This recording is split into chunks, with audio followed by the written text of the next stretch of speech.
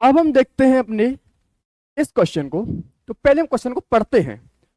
बोल क्या रहा है, when a 60 watt electric heater is immersed in a gas for 100 second, ठीक है, in a constant volume container with adiabatic walls, ठीक है। तो टेम्परेचर जो इंक्रीज हुआ है वो हुआ है, राइज हुआ है 5 डिग्री सेल्सियस से। मतलब क्या बोल रखा है मुझसे, जो डेल्टा टी जो है मेरे पास सर वो कितना है, 5 डिग्री सेल्सियस। चेंज सेल्सियस में हो केल्विन में हो फर्क नहीं पड़ता, चेंज चेंज होता है, ठीक है। अब क्या बोल क्या रहा है कि उसके पास क्या है, 60 वॉट एक इलेक्ट्रिक हीटर है। क्या है, 60 वॉट इलेक्ट्रिक हीटर, ये पता होना चाहिए। और क्या है, कितनी सेकंड के लिए चला है वो, 100 सेकंड के लिए चला है।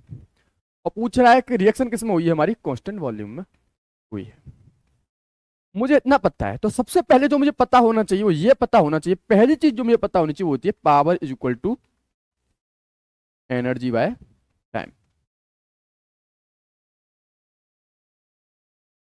ये मुझे फॉर्मूला पता होना चाहिए। दूसरा जो फॉर्मूला जो मुझे पता होना चाहिए वो ये होना चाहिए, क्या पता होना चाहिए कि जो मेरा सी होता है ना वो होता है मेरा क्यू अपॉन डेल टी। क्या होता है मेरा सी जो होता है मेरा वो होता है मेरा क्यू अपॉन डेल टी, और नंबर ऑफ मोल्स के लिए बात करोगे तो एन इंटू डेल्टा टी। और नहीं तो अगर कुछ नहीं रखा हो तो क्या करना है, C equal to Q upon del T. ये चीज मुझे पता होनी चाहिए। अगर मुझे इतना पता है ना, अगर मुझे इतना पता है और मेरे पास दे क्या रखा है, कांस्टेंट वॉल्यूम रखा, तो सी भी बराबर हो जाता है मेरा क्यू अपॉन डेल्टा। अगर मुझे इतना पता है ना तो मैं आराम से निकाल ले जाऊंगा अपने आंसर को।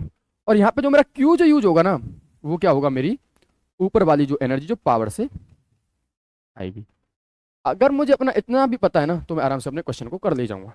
तो देखिएगा मैं क्वेश्चन को कैसे आगे बढ़ाऊंगा, देखिएगा मैं अपने क्वेश्चन को कैसे आगे बढ़ाऊंगा। मैं अपने क्वेश्चन को ऐसे आगे बढ़ाऊंगा कि पहले मैं क्या करूंगा, मैं एनर्जी निकालूंगा। तो मैं क्या जानता हूं, मैं क्या जानता हूं, मैं जानता हूं, मैं जानता हूं मैं कि मेरा होता है power is equal to energy by time. ये मैं बहुत अच्छे से जानता हूं। और मेरे पास जो पावर जो है वो है मेरे पास 60 वॉट। कितनी है, 60 वॉट। और एनर्जी मुझे पता नहीं है। और कितने टाइम तक वो हीटर चला है वो है मेरा 100 सेकंड के लिए। कितना है, 100 सेकंड के लिए है। तो जहां यहां से जो मेरी एनर्जी आएगी वो आएगी मेरी, अब मैं से मल्टीप्लाई करूंगा तो वो आएगी मेरी 6000 जूल।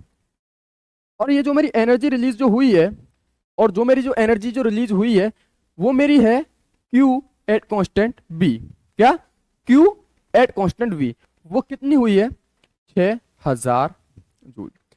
क्योंकि जो एनर्जी इलेक्ट्रिक हीटर ने दी वो क्या थी, वो हीट ही तो थी, किस पे, कांस्टेंट वॉल्यूम पे। अरे भाई हीटर करता क्या, हीट एनर्जी फेंकता है, फेंकता है, तो वो कितनी है, 6000 जूल है। कितनी है मेरी, 6000 जूल है। और मैं फॉर्मूला क्या जानता हूं, मैं फॉर्मूला जानता हूं मेरा सी बराबर जो होता है वो होता है मेरा, सी बी बराबर होता है मेरा Q B upon del T. सी बी मुझे उसने पूछा है, मुझसे पूछा है क्या उसने, हीट कैपेसिटी मुझसे पूछा है। तो क्यू बी कितना है मेरा, वो है मेरे पास 6000 जूल। और डेल टी क्या है मेरे पास, वो है मेरा 5 डिग्री सेल्सियस, 5 डिग्री सेल्सियस। अब डेल टी आप किसी में हो, आप यूनिट ना चढ़ा के आप डेल टी लिखिए। क्यों लिखिए, मैं ऐसा क्यों बोल रहा हूं, मैं ऐसा इसलिए बोल रहा हूं क्योंकि आप चेंज चेंज जो होता है वो डिग्री सेल्सियस में हो या केल्विन में हो, बात एक ही है।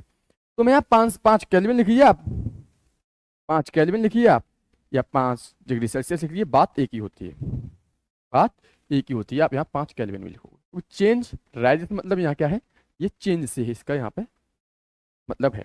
जब मैं इसे करूंगा आगे, तो जब मैं आगे करूंगा तो सीवी मेरा कितना आ जाएगा, वो आ जाएगा मेरा 1200 जूल पर केल्विन। और मुझसे पूछा क्या था कि एक कांस्टेंट वॉल्यूम पे एक हीटर रखा हुआ है जो कि पावर का जो पावर देता है 60 वॉट की और 100 सेकंड के लिए। तो मैंने देखा कि उस पे हीट जो रिलीज हुई है वो है मेरी 6000 जूल। लेकिन और हीट हुई कहां रिलीज है, जहां कांस्टेंट वॉल्यूम है। तो क्यू भी कितना हो गया, 6000 हो गया। और मैं क्या जानता हूं, सी बी बराबर होता है मेरा Q B upon del T. यहां से मैंने सी बी निकाल लिया, वो आया मेरा 1200 जूल पर केल्विन। तो इस क्वेश्चन का जो आंसर है, इस क्वेश्चन का जो आंसर है वो है मेरा 1200 जूल पर केल्विन। कितना, 1200 जूल पर केल्विन। कितना है मेरा, 1200 जूल पर केल्विन। पहले मैंने हीट निकाली, उस हीट को निकाल के मैंने सी का फॉर्मूला लगाया, फिर मैंने देखा मेरा जो सीवी आई है वो आई है मेरा 1200 जूल पर केल्विन। अगर मुझे इंटीजर में आंसर लिखना हुआ तो वो है मेरा 1200।